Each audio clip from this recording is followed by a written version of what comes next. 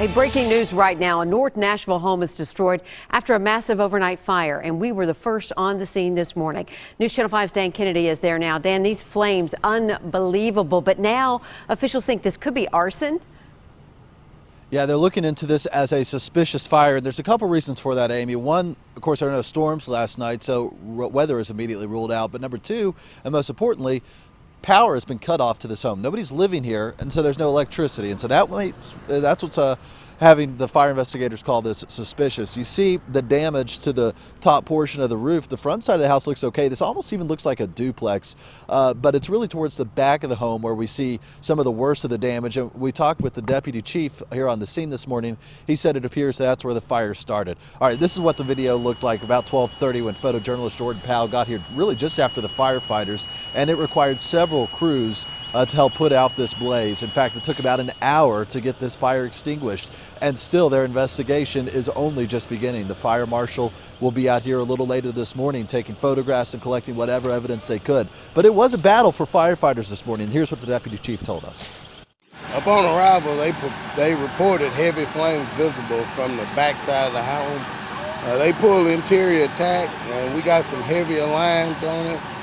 It was still in its growth stage, but the firefighters jumped on it, did an excellent job, and they were able to extinguish it in a good amount of time. We spoke with fire investigators who remained on the scene till about 4 o'clock this morning, gathering whatever clues they could as to what caused this fire. They tell us that this is the second time they've been called to this same home in the last year. Back in March, this house also caught on fire. Again, nobody inside, nobody hurt, but the big question this morning, what sparked this blaze? And that's what fire investigators are going to be looking to answer throughout the day. Reporting live in North Nashville, Dan Kennedy, News Channel 5. Dan, thank you. Also breaking overnight, a family fleeing Florida because of Hurricane Matthew was involved in a crash in South Nashville. It happened on I-24 West at Haywood Lane around 3 this morning. Officers say another driver hit them and then went rolling across the interstate. And despite how bad this crash looks, officers on the scene says no one was hurt. The family in the van was on vacation in Fort Lauderdale and had to cut their trip short due to the storm. Developing news now, secret military equipment ends up on the black market, and authorities say several Fort Campbell soldiers are to blame. Homeland Security investigators say the group peddled more than 1,600 items for more than $1 million online. Items ended up in Russia, China, Ukraine, and Mexico. The group allegedly sold everything from machine gun stands to laser scopes, and even a device that turns any single-shot gun into a fully automatic weapon. These are extraordinarily, inherently dangerous in the wrong hands and outside of the military or police tactical use. The suspects include 2 sergeants and 4 specialists, along with the 2 civilians. They could face between 5 and 40 years in prison. New this morning, members of the Rakasans unit are expected to deploy in just 9 days. The Kentucky New Era reports the combat team will leave Fort Campbell and will head to Kosovo for a peacekeeping mission there. It is the 5th deployment for the team since 9/11. Their first stop will be to Germany for media training, and then they will spend the next 9 months in Kosovo. And a weapons heist in Murfreesboro to show you. Take a look. You can see there are 2 thieves who break into TC's pawn using a tire iron. They make off with several pistols and a box of ammo in just 90 seconds. If you recognize either of the thieves, call Murfreesboro police. A teen is behind bars accused of trying to rob a man outside the public square parking garage. Police say the 15-year-old wore a mask and demanded the victim's wallet and phone yesterday. The victim refused to give him anything, so the teen took off. He was arrested just a few blocks away. Also happening right now, more than 80 electric line workers from Tennessee are headed to South Carolina and Florida to restore power to residents.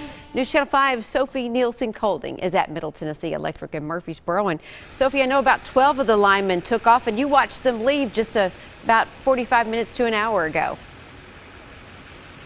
That's exactly right. I spoke with the line foreman just before he left. He says he's been down to do these trips before, so he knows that they're in for a long, hard week. They left just moments ago in trucks like those, ready to make that 2-day drive down to Florida. Once they get there, they'll be there for about a week or so. They'll be helping to restore downed power lines and return power to so many of the people who have already lost it down there. 12 people, that's 3 crews from here at Middle Tennessee Electric, are on their way. They're putting their own lives on hold for about a week to go out and help people down in Florida. We also talked with the CEO of Middle Tennessee Electric, and he says if we're having a severe weather event here in the Mid-State, he knows that other electric cooperatives would return the favor in a heartbeat. Whenever we have a storm situation like this and there's widespread damage, one of the fundamental things people need to restore order is to have their power restored. And from going down to these trips before, they know that there is a lot of devastation that these people are dealing with, and getting their power turned back on can just help that process, help them return to normalcy that much quicker. The line foreman I talked with actually has relatives down in Charleston, South Carolina, so lots of personal connections for these guys as well. Reporting live in Murfreesboro, Sophie Nelson, Holding News Channel 5.